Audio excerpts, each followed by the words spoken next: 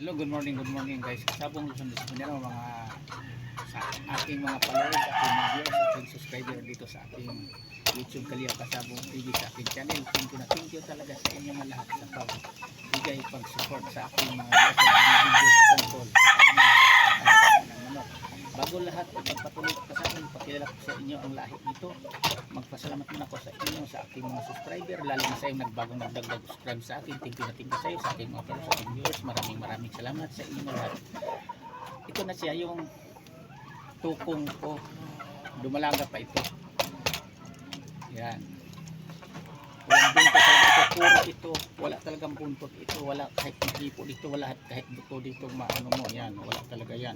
Halata yan. Dumalaga ito. Naglilimlim ito sana siya. Ang palimlim ang itlog sa kanya 12 kasi 15 ang iniitlog dito. Ngayon, nung nakaraang araw pala, lumakas ang ulan, nabali, may hangin din, may nabaling sanga dito kay manggaman yung kataas nito, yung puno.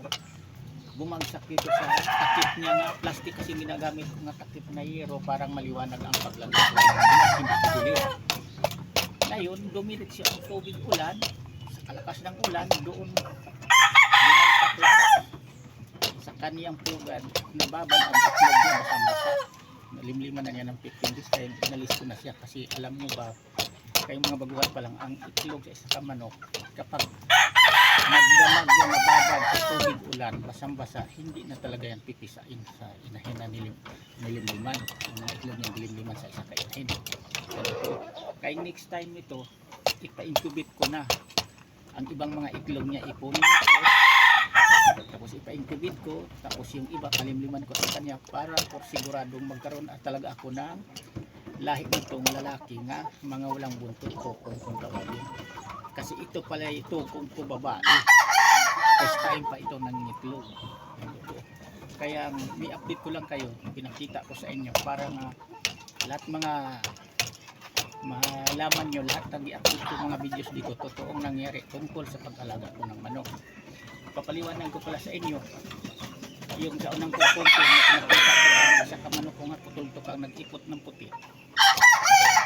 Hindi lahat ha, para sa mga baguhan pa lang, hindi lahat yan umiikot ng puti may sakit sa loob na sipon.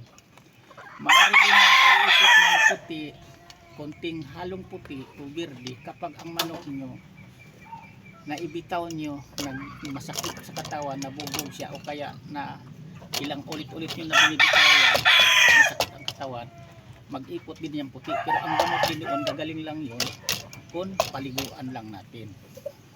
Ayan, totoo.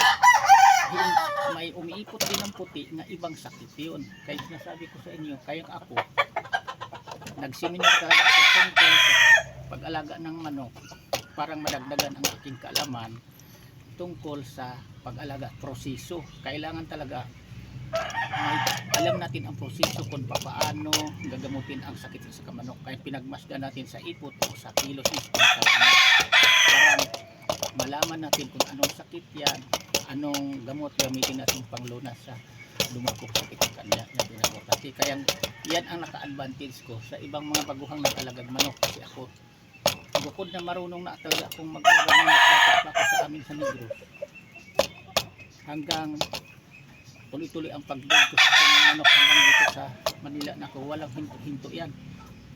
Kahit may mga anak ako nag-aral, tuloy-tuloy pa rin ang pagpalahi ko ng mga manok ko, hindi nawala yan hanggang ngayon na lumalaki ng aking mga anak, may mga pamilya na. Kaya ngayon tutok na ako sa mga manok dahil wala na ako mga anak pang pinaaral, puro sa pamilya doon may mga trabaho. Kasi dito sa pag-alagag manok, hindi pwede na pagkain lang tayo, bigay na bigay ng vitamins lang.